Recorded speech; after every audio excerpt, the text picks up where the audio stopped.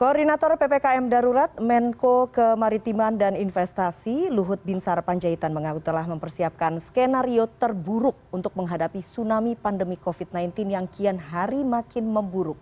Luhut bahkan memprediksi kasus harian COVID-19 akan menembus 40.000. Lalu apa saja worst case skenario yang telah disiapkan oleh pemerintah? Untuk membaca skenario terburuk tsunami pandemi yang disiapkan oleh pemerintah, sudah bergabung lewat sambungan Zoom, ada Heri Trianto, Ketua Bidang Komunikasi Publik Satgas Penanganan COVID-19. Kemudian ada Windu Purnomo, Epidemiolog Universitas Erlangga, dan ada Joni Wahyudi, Dirut RSUD Dr. Sutomo yang nanti akan bergabung bersama kita melalui sambungan telepon. Saya ke Pak Heri dulu. Pak Heri, kalau kita dengar tadi cerita soal kewalahan ini sudah terjadi di beberapa lokasi, Pak Heri. Kemudian hari ini tembus lagi rekor angka kematian 1.000 lebih. Pemerintah sudah menyiapkan skenario terburuk soal kasus harian tembus 40.000 sampai 50.000-an. Ini disampaikan oleh Pak Luhut. Apakah kemudian dengan skenario ini artinya memang kemungkinan kasus harian ini akan bertambah hingga 40.000-an? Ya, kalau kita lihat trennya dalam satu pekan terakhir ini kenaikannya kan cukup signifikan ya, dari 20.000 kemudian menjadi 25.000, 30.000 dan akhir sekarang 24.000. Sementara pemberlakuan PPKM darurat yang sedang kita lakukan sekarang juga belum bisa kita lihat hasilnya dalam waktu saat ini juga. Makanya memang sejak awal ketika kita menangani pandemi ini selalu ada skenario konservatif, moderat, dan progresif lah kira-kira seperti itu yang untuk mengukur kemungkinan-kemungkinan. Tapi semua itu kan semua if close, Mbak Eva. Jadi jika terjadi ini maka terjadi ini gitu. Jadi apa jika kita tidak melakukan sesuatu maka akan terjadi A, seperti itu. Jadi itu dilakukan dan kemudian kita sedang menyiapkan cara ya, karena memang penularan sangat tinggi sekarang.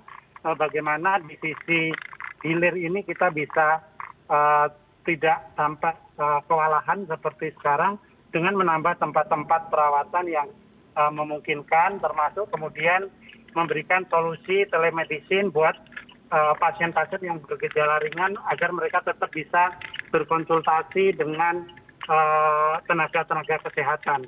Ada 11 aplikasi yang sudah diluncurkan oleh Kementerian Kesehatan dan ini mulai bisa diakses masyarakat sambil kita terus menambah tempat tidur di rumah sakit maupun rumah sakit darurat, rumah sakit lapangan yang terutama memang terjadi lonjakan kasus yang sangat tinggi itu di Jawa Bali. Di Jawa Timur itu 5 kali lipat sejak 15 Mei. Kenaikan di DKI itu kenaikannya 10 kali lipat kasus aktifnya dibanding posisi 15 Mei. Kemudian di Jawa Barat juga sama, rata-rata di 5 kali lipat kasus aktifnya meningkat dengan sangat pesat. Demikian, Mbak Eva. Oke, mengapa kemudian penting ini sudah harus disiapkan skenario terburuk pandemi COVID-19? Apakah memang trennya terlihat begitu cepat ataukah memang di luar dari prediksi yang ada selama ini? Karena kan tadi seperti Pak Heri bilang sebetulnya berbagai rencana sudah disiapkan begitu ya, mulai dari konservatif, moderat dan juga skenario lain begitu. Iya, kalau lihat sekarang bagaimana kasus harian kita itu mungkin tertinggi di dunia ya, dengan 34.000 gitu, lebih tinggi dibandingkan Inggris, kemudian juga bahkan lebih tinggi dari India, maka memang tidak bisa melihat ini sebagai hal yang biasa-biasa saja.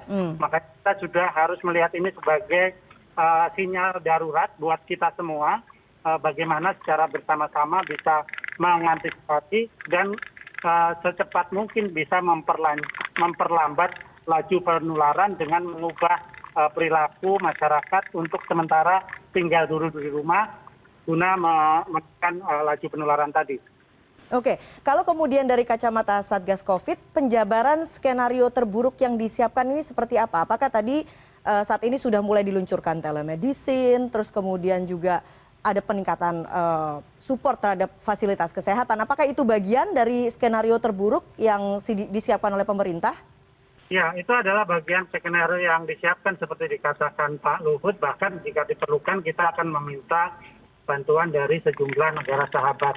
Ini semata untuk memastikan bahwa peralatan kesehatan kemudian obat-obatan itu bisa disediakan dengan baik sambil kemudian kita sekarang menginjak rem dengan kencang untuk kemudian mengerem laju penularan ini dengan lebih cepat dengan cara mengubah perilaku tadi, tetap tinggal di rumah, kemudian juga mempercepat proses vaksinasi yang dilakukan secara agresif. Demikian. Oke, sekarang saya ke Pak Windu. Pak Windu, melihat kondisi yang terjadi saat ini, apakah menurut Anda pemerintah perlu mempercepat dilaksanakannya skenario terburuk ini? Ya tentu ya, jadi gini, cuma kalau kita lihat dari angka positif yang sifatnya absolut, ya, tentu tidak terlalu tepat ya, karena gini, ini testing juga makin membagus, ya, makin membaik testing kita, ya. Jadi testing kita sekarang hari-hari ini untuk PCR ya itu sudah lebih dari 2 kali lipat dari batas minimum. Dan ini harus terus naikkan, dan saya mendengar Bapak Menteri sendiri, Menteri Kesehatan, sudah merencanakan akan sampai 10 kali lipat lah dari batas minimum, ya, dan itu bagus. Jadi tentu kalau testing itu meningkat tajam, ya, tentu kita makin banyak mendeteksi kasus. Jadi kasus tiba-tiba melonjak memang, ya, tetapi itu bagus. Yang kita lihat sesungguhnya jangan angka absolut. Ya, kita bisa terkecoh ya. Oke. Seakan-akan tinggi banget, tapi sebetulnya ini. Atau kalau turun pun juga gitu. Jangan-jangan karena testingnya turun, kemudian kita nganggap turun. Yang kita lihat sebetulnya adalah positivity rate. Nah, itu yang paling tepat untuk menilai perubahan atau melihat tren kasus itu yang kita pakai adalah positivity rate. Itu yang paling tepat. Jadi itu sudah di-adjust dengan pembagi yang merupakan jumlah testing. Okay. Ya, jadi nanti yang kita lihat positivity rate. Jadi kan nggak usah terkejut kalau misalnya tiba-tiba kasus katakanlah mungkin tidak hanya 40 ribu ya, bisa aja 60 ribu per hari. Ya, tetapi kalau testing itu bagus ya nggak apa-apa. Ya, tapi kalau positivity rate-nya turun, berarti bagus itu tren yang bagus. Nah, jadi nanti yang kita lihat itu. Jadi kalau positivity rate-nya makin naik, nah itu sesuatu yang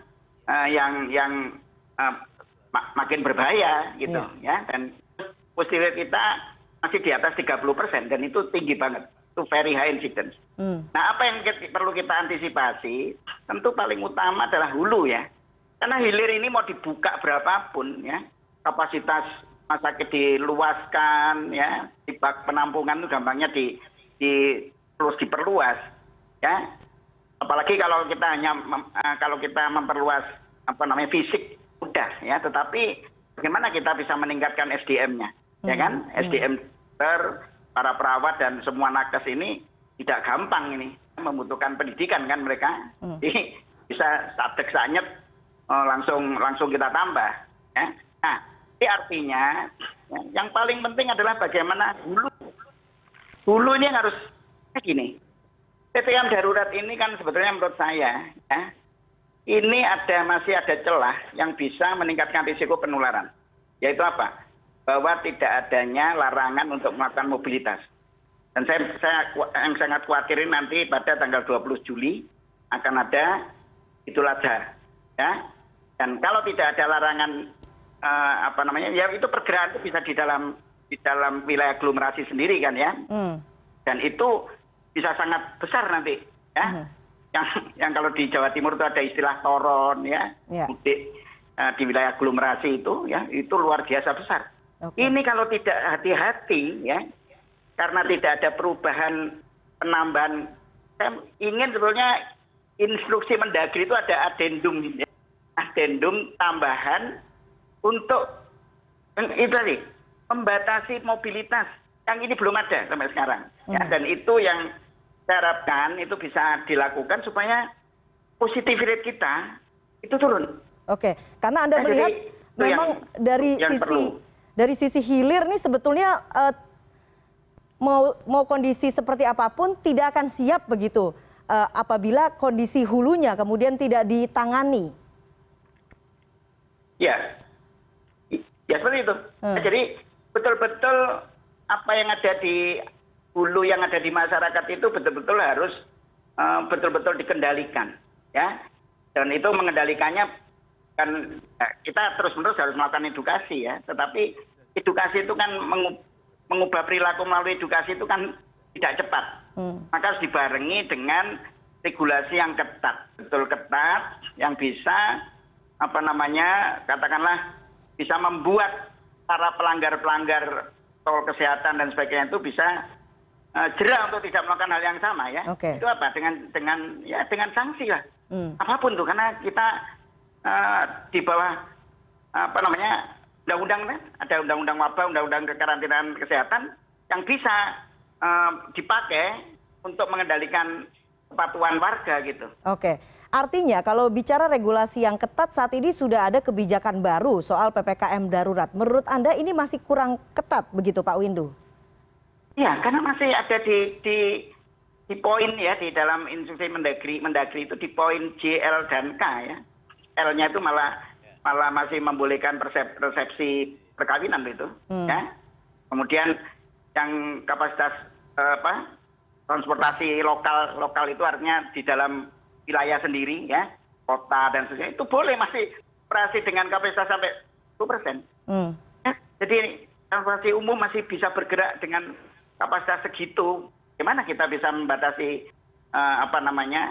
membatasi jarak, menjaga jarak, bagaimana itu? Yeah. Dalam kendaraan umum yang masih bisa beroperasi dan sebagainya, ya. Nah, ini apalagi juga untuk naik pesawat misalnya dari DKI menuju Papua masih boleh, ya, meskipun ada syarat vaksinasi. Dan sekarang vaksinasi juga diberikan di bandara. Mereka mau berangkat bisa vaksinasi di situ. Padahal mungkin saja, ya, dan PCR-nya dia sudah melakukan PCR negatif. Padahal setelah tes PCR dia ngopi, kemudian tertular temennya. Jadi nanti di bandara dia divaksinasi, dia lolos dong, dapat kartu vaksinasi yang pertama. Kemudian PCR-nya negatif, padahal dia sudah bawa virus karena tadi setelah PCR tes dia positif karena tertular temennya, ya 10 menit kemudian gitu, ya. Dia masuk pesawat dan nulari orang, ya, nanti sampai ke tujuan juga bisa nulari orang di tujuan. Nah, jadi bagaimana dalam keadaan seperti ini kita masih membuka peluang untuk mobilitas yang bisa meningkatkan risiko penularan. Nah, ini yang saya harapkan itu bisa ada semacam adendum lah gitu, ya. Edaran Satgas ada adendumnya, ya, yang bisa meningkatkan pengetatan mobilitas. Itu yang kami harapkan supaya paling tidak kita bisa berhasil menurunkan positivity rate, ya, dan kita betul-betul PPKM darurat ini memang efektif gitu. Oke. Baik, sekarang saya ke Pak Dr. Joni. Dr. Joni sudah bergabung bersama kita? Ya, Dr. Joni. Oke, nampaknya masih belum tersambung. Pak Windu, kalau tadi Anda mengatakan harus ada adendum-adendum. Idealnya tuh seperti apa dengan kebijakan PPKM darurat yang sudah jauh lebih ketat dibandingkan dengan PPKM sebelumnya? Idealnya seperti apa sebetulnya? Ya, jadi tentu PPKM darurat ini harus diapresiasi, ya. Karena betul-betul ini jauh lebih ketat daripada sekedar penebalan PPKM mikro yang kemarin, ya. Jadi ini bisa menjadi peluang untuk ngerem kasus. Tapi saya khawatir ini tidak akan bisa memenuhi target sampai bisa mengurangi separuh. Jadi artinya kan positivity rate harus turun menjadi separuh, ya. Dari minimal separuh, ya, lebih banyak lebih bagus, ya. Seperti India itu mampu menurunkan kasus itu sampai 1/10 dalam 1,5 bulan, ya. 1/10 dari puncak kasus pada tengah Mei yang lalu, bayangkan. Tapi mereka betul-betul melakukan lockdown, ya. Kita kan nggak mau menggunakan istilah itulah, ya. Tapi oke lah, apapun namanya, tetapi tadi yang poin-poin di L dan K tadi, yang bicara tentang transportasi umum, ya, yang bicara tentang mobilitas ini dari antar wilayah, ya, dengan pejalan domestik, ya, dan resepsi perkawinan itu dibuang, ya, diganti dengan pelarangan mobilitas kecuali untuk yang sifatnya sangat-sangat esensial dan kritis, kritikal, itu baru boleh. Oke.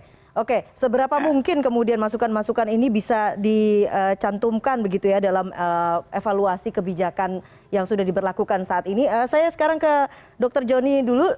Dr. Joni Wahyudi, Dirut RSUD Dr. Sutomo sudah bergabung bersama kami? Ya. Oke, Dok, kalau tadi sempat disampaikan oleh Pak Windu bahwa saat ini situasi hilir itu sudah tidak bisa menampung apa yang kemudian tidak bisa dicegah di hulunya begitu. Bagaimana gambarannya sebetulnya situasi fasilitas kesehatan saat ini? Hari ini tembus angka pasien COVID meninggal dunia sampai lebih dari 1.000. Seberapa buruknya situasi di lapangan saat ini, Dok? Iya, jadi begini, saya kebetulan ditugaskan di rumah sakit besar ya, rumah sakit rujukan utama COVID oleh Ibu Gubernur. Sebenarnya setiap hari mau nangis saya. Ini mumpung di CNN. Jadi kalaupun ketawa gini hati saya sebenarnya nangis. Kenapa? Kami tidak bisa bekerja dengan maksimal menolong pasien yang datang. Hari ini saja saya beri ilustrasi, UGD Sutomo itu adalah setting ada UGD khusus menular. Itu sebanyak 68 tempat tidur, khusus COVID. Ya, jadi di sana tekanan negatif, berkualitas ICU, high care unit. Ya. Hari ini yang antri di UGD itu 87 pasien. 87 pasien itu belum bisa masuk di dalam perawatan kami, masih di triase. Nah, tapi kami berterima kasih pada masyarakat, khususnya yang peduli terhadap COVID ini. Hari ini dan malam ini dibantu oleh masyarakat yang peduli terhadap COVID. Kami dibantu oleh PT Meratus untuk mendirikan kontainer. Kami dirikan kontainer di depan UGD. Untuk triase kami, insya Allah nanti 5 kontainer muat COVID. Kami desain seperti ruangan triase begitu. Sehingga nanti kami bisa memberikan perawatan pada masyarakat yang membutuhkan. Kontainer itu isinya satu kontainer mungkin 6 dan sampai 10. Tapi paling tidak kami bisa memberikan pelayanan kepada masyarakat yang di mana di UGD di Surabaya atau di Jawa Timur itu banyak tidak mampu lagi. Nah, kawan-kawan rumah sakit swasta banyak yang tutup UGD-nya karena ketidakmampuan mereka. Memang Bapak Menteri mengatakan, wah, tambah ruang perawatan. Mereka bisa menambah perawatan. Tapi syarat-syarat ruang perawatan untuk COVID ini kan beda. Kan beda. Harus dijaga betul, jangan sampai dengan menambah perawatan akhirnya itu tertularnya pada begitu besar.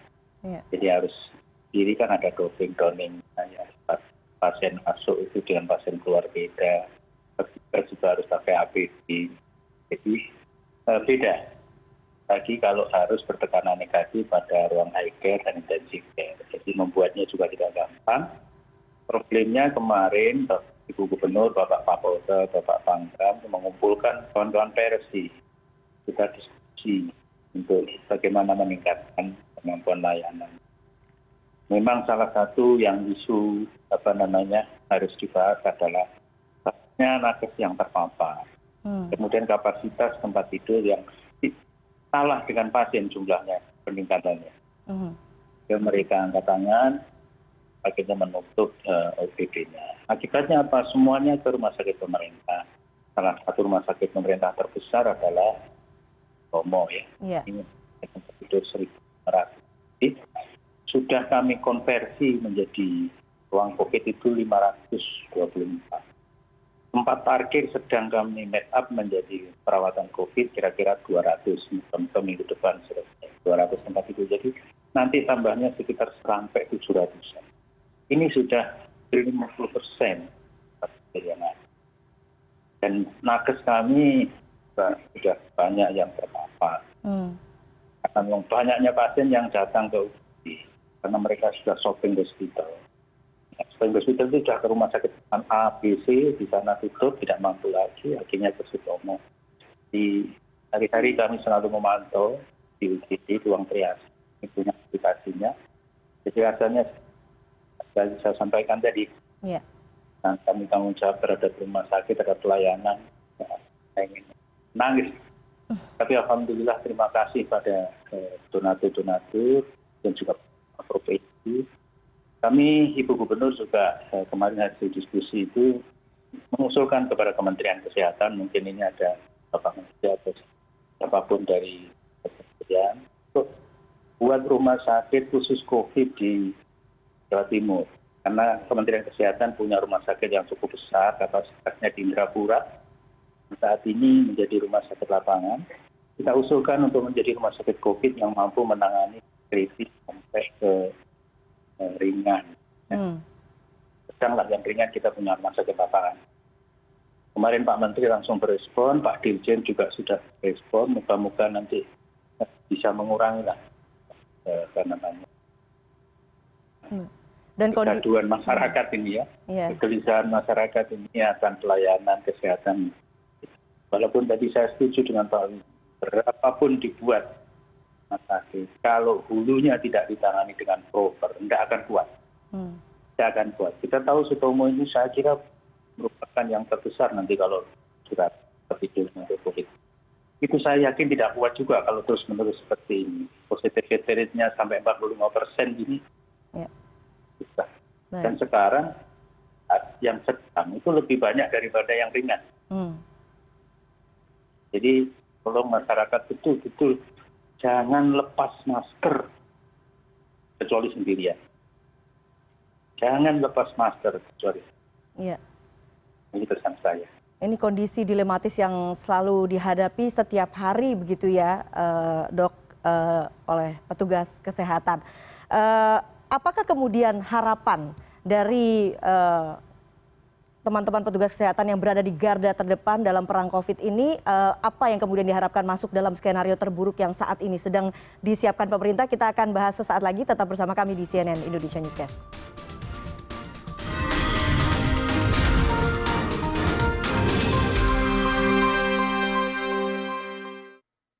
Anda kembali di CNN Indonesia Newscast. Saya ke Dr. Joni lagi. Dokter, saat ini pemerintah sedang menyiapkan skenario terburuk jika tren penambahan angka positif COVID-19 ini terus bertambah. Meskipun tadi kata Pak Windu bahwa kita harus melihat angka positivity rate-nya. Apa kemudian yang diharapkan dari petugas kesehatan masuk dalam skenario terburuk yang sedang disiapkan oleh pemerintah ini? Iya. Jadi saat ini kita sudah mengerah tidak hanya petugas kesehatan internal yang ada di rumah sakit ya. Jadi kita sudah mencari relawan-relawan dan di Sutomo sendiri di rumah sakit yang itu kami sudah mendapatkan relawan 185 orang. Relawan ini terdiri dari tenaga-tenaga penunjang, tenaga medis dan tapi relawan-relawan ini juga melihat load kerjanya yang luar biasa juga kadang-kadang minggu, 2 minggu tidak betah. Kami agak kesulitan, kemarin kami juga sudah masuk ke Ibu Gubernur dan sudah bantu.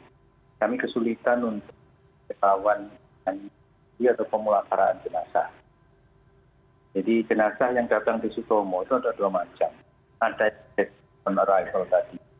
Ada juga yang kiriman, sudah meninggal langsung ke forensik. Jadi mereka yang isoman, kemudian meninggal, itu oleh dinas ya biasanya untuk pemulasaraan. Di samping yang kami rawat. Jadi kami akhirnya diskusi dengan Bapak Wali Kota Surabaya, itu 4 pemulasaraan yang khusus berKTP Surabaya di Kebumen. Sekarang agak longgar. Ini kami menerima 7 jenazah yang langsung ke forensik. Kemudian ada 13 yang on arrival itu. Sehingga ini membuat mohon maaf bahasa agar itu bisa kita rawat dengan baik hingga pemulasaraannya yang memiliki 1,5 sampai 2 jam bisa baik. Kami kesulitan ambulan, tapi alhamdulillah koordinasi dengan Kepala Dinas Sosial Provinsi, kami malam ini dipinjemi 5 ambulan. Nanti 5 ambulan itu kami pakai untuk antar jenazah dan jemput pasien-pasien yang suman yang kontak ke kami, yang tidak bisa datang ke rumah sakit atau transfer pasien sudah bisa isoman atau rawat di rumah sakit lapangan. Kami juga ambulan swasta juga, karena memang ambulan internal kami juga terus muter-muter terus. Jadi itulah kira-kira rumah sakit kami yang kebanjiran pasien, juga semuanya berupaya untuk tenaga kesehatan kami, bagaimana kami jaga motivasinya. Yeah. Hari ini ada 2, 1 perawat dan 1 tenaga penunjang, serta ada 3 1 adik kami, dokter spesialis yang masih muda meninggal. Itu menjadikan kami semuanya sedih. Nah, jangan sampai itu tapi mematahkan semangat kawan-kawan di rumah. Jadi yang meninggal sekarang tidak hanya yang komorbid, yang muda-muda juga bisa. Tanpa komorbid juga saya melihat trennya di ICU itu adalah muda-muda, 34 tahun, 40 tahun. Jadi peduli komorbid, hati-hati sekarang semuanya jadi. Jangan sampai tertular. Bagaimana menjaga motivasi kawan-kawan tenaga medis, para medis maupun penunjang yang betul-betul kita harus perhatikan ya. Bagaimana relaksasi mereka, jangan sampai mereka terlambat mendapat insentif, jangan sampai mereka juga keluhan-keluhan yang dilakukan. Sebagai contoh, kami membuka WA 24 jam. Kan di ruangan ada glukostik yang habis, mereka langsung bisa WA ke kami. Karena saya lulus Tomo, jadi kawan-kawan saya perawat langsung aja WA ke kami. Bilangnya glukostik di ruangan ini habis, Dok. Kami harus segera mengupayakan supaya semangat mereka terjaga. Baik, artinya petugas kasihnya mati ini harus langsung malam itu juga kita turunkan IPS-nya. Karena kalau tidak mereka akan melupa. Petugas kesehatan sudah memberikan yang terbaik begitu ya, usaha semaksimal mungkin untuk menjaga situasi tidak semakin memburuk. Pak Heri, dengan segala masukan begitu dari tadi Pak Windu, kemudian cerita dari Dr. Joni, apakah ini juga kemudian menjadi pertimbangan-pertimbangan yang dimasukkan dalam skenario terburuk sehingga nanti kebijakan yang akan diambil apabila benar-benar terjadi apa yang dikhawatirkan oleh pemerintah ini juga bisa diantisipasi? Iya, tentu saja saya tadi mendengarkan juga dengan seksama apa yang diceritakan oleh Dr. Joni dan juga disampaikan juga usulan-usulan dari Dr. Windu gitu. Dan memang selama ini Mbak dalam pengambilan keputusan itu kita melihat dari berbagai aspek ya, dan kita tentu saja melihat dan begitu merasakan benar bagaimana beban teman-teman di tenaga kesehatan ini gitu. Dan rasanya itu sedihnya itu nggak ketulungan kalau misalnya kita mendengar ada tenaga kesehatan yang meninggal gitu, seperti diceritakan Dr. Joni. Dan bulan Juni lalu tenaga kesehatan yang gugur itu dokter aja mencapai 31, dan itu meningkat sangat pesat dibandingkan bulan Mei sebanyak 6 orang. Jadi naiknya sampai 5 kali lipat.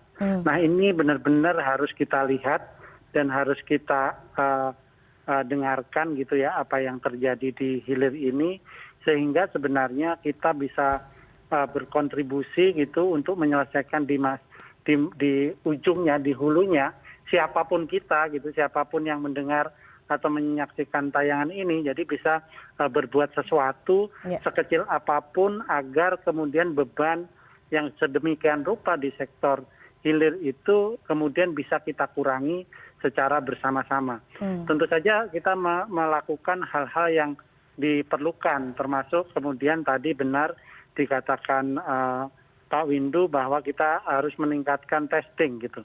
Komitmen pemerintah untuk menaikkan testing selama periode darurat ini, bahkan di Jawa Bali itu akan digenjot hingga mencapai 410.000 per hari, tetapi hari ini masih separuhnya ya. Tentu saja ini masih ada PR ke depan untuk kita semakin bisa memetakan dan memitigasi penularan pandemi ini dengan baik, sehingga langkah-langkah kita ini tidak bias gitu ya.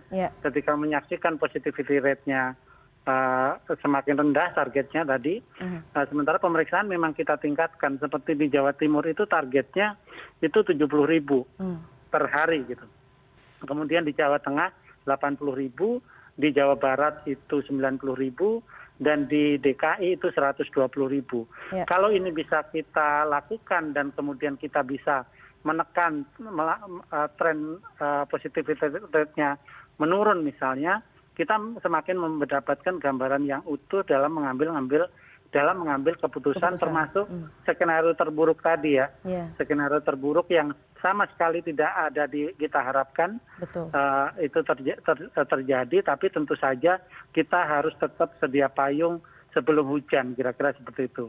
Tetapi kalau dalam 1 minggu ke depan kita mendapatkan efektivitas dari PPKM darurat itu, sebenarnya memang penekanannya di hulunya tadi, menekan mobilitas, memaksa orang untuk tetap tinggal di rumah, sehingga ketika orang tidak tetap tinggal di rumah, berarti kemungkinan penularan itu juga semakin kecil. Akhirnya kemudian jumlah yang tertular kita dapatkan juga menurun gitu. Kita belajar dari India tadi, contohnya Pak Windu selalu mengambil contoh yang sangat bagus dengan India. Saya rasa itu sebuah pelajaran gitu. Pelajaran yang berarti buat kita semua. Baik, sambil kemudian kita menunggu apa yang akan dilakukan oleh pemerintah terkait dengan pengetatan begitu ya, atau mengontrol hulunya, Pak Windu, menurut Anda bagaimana masyarakat bisa berkontribusi terhadap pencegahan agar skenario terburuk ini tidak terjadi di tanah air? Ya, kalau masyarakat saya pikir begini ya. Ini kan memang masih banyak yang abai ya terhadap protokol kesehatan, abai untuk untuk menjaga atau membatasi mobilitasnya. Nah, dan itu yang memang persepsi risiko itu yang harus ditingkatkan dengan komunikasi risiko yang baik, ya. Dan itu harus terus-menerus kita sampaikan kepada masyarakat ya, melalui terutama para tokoh masyarakat, tokoh agama yang mereka percaya ya, karena masyarakat kita sebagian besar adalah masyarakat yang paternalistik ya. Itu kita ajak terus-menerus para tokoh-tokoh informal itu diajak serta. Okay? Nah, jadi tentu kita semua ya, masyarakat ini seharusnya harus mampu ya, di luar peranan pemerintah harus mampu kita ya masing-masing untuk menyelamatkan diri dan keluarga maupun tetangga-tetangga kita yang ada di sekitar kita ya. Apa yang harus kita lakukan? Ayo stay at home. Ya. Kita sebanyak mungkin tinggal di rumah, tidak perlu keluar-keluar untuk melakukan mobilitas apapun. Ya, kecuali kalau memang mau mencari pengobatan atau mau mencari bahan pokok ya, itu beli, dan itu pun sebetulnya sekarang kita bisa banyak melalui aplikasi ya, online, jadi artinya tidak perlu kita untuk mencari sesuatu itu harus keluar rumah untuk beli sendiri ya. Dan itu sangat dimungkinkan. Nah, jadi ayo kita semua ya, masyarakat yang mau melindungi diri sendiri maupun anggota keluarga kita ya, dan masyarakat sekitar ya, dan itu dengan mudah sebetulnya, mau betul-betul 3M dan tidak bermobilitas. Itu saja kalau untuk masyarakat yang mau menurut apa yang disampaikan oleh pemerintah gitu. Kalau jangan pergi gitu. Itu Mbak.